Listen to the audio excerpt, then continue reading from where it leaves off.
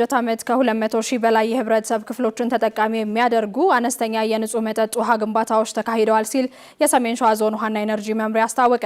ይህም የዞኑ የንጹህ መጠጥ ውሃ ሽፋን 83% መድረሱን ያሳያል ብለዋል። ብርቱካን ማሞ ተጨማሪ አላት።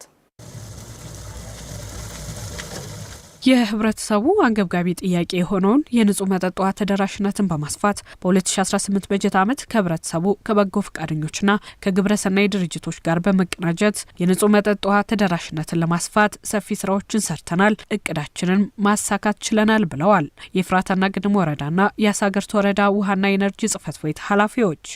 14 አነስተኛ መጠጥ ውሃ ግንባታ ስንጨርስ እነዚህም አነስተኛ መጠጥ ውሃ ግንባታዎች ከ12200 በላይ ህዝብ ተጠቃሚ ሆነና ሽፋንንም ከ59.47 ወደ 63.2 ሽፋናችንን ከፍ ያደረግንበት ሁኔታ ነው ያለው። አነስተኛ የመጠጥ ውሃ ግንባታዎች አሉ። በክልልም ተደግፎ የተገነባ አንድ ትልቅ የመጠጥ ውሃ ፕሮጀክት አለ። አጠቃላይ እሱን ጨምሮ ወደ 14 አካባቢ ፕሮጀክቶች በዛ ዓመት ተጠናቀው ከ10120 በላይ የህብረተሰብ ክፍል ተጠቃሚ ማድረግ ችለናል ማለት ነው። ከነበረው ሽፋን ላይ ጭማሪ አድርገናል። የባለፈው ዓመት ሽፋናችን 35.5% አካባቢ ነበር። አሁን ባለው ሁኔታ ወደ 53.6% ሽፋናችንን ከፍ ማድረግ ችለናል ማለት ነው። ይሄን በተሰራው ስራ በበጀት ዓመቱ 16 ግዙፍ የውሃ ፕሮጀክቶችን ከክልል ውሃ ቢሮ ጋር በመተባበር ለመገንባት ታቅዶ ነበር። 13ቱ ተጠናቀው አገልግሎት እየሰጡ ይገኛሉ። ቀሪዎቹን በተያዘላቸው ጊዜ ለማጠናቀቅ እየሰራን እንገኛለን። የህብረተሰቡን አቅምና ድጋፍ መሰረት አድርገው የሚገነቡ አነስተኛ የውሃ ተቋማትን ከእቅድ በላይ መገንባት ችለናል ያሉት የሰሜን ሸዋ ዞን ውሃና ኢነርጂ መምሪያ ኃላፊ ችሮታው ሹመት ናቸው። እኛ በበጀት ዓመቱ 374 አነስተኛ የንጹህ መጠጥ ውሃ ግንባታ እንገነባለን ብለን በእቅድ ይዘን ነበረ።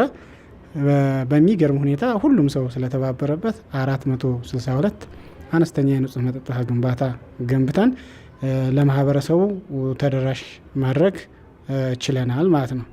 ይሄ በጣም ትልቅ ስኬት ነው።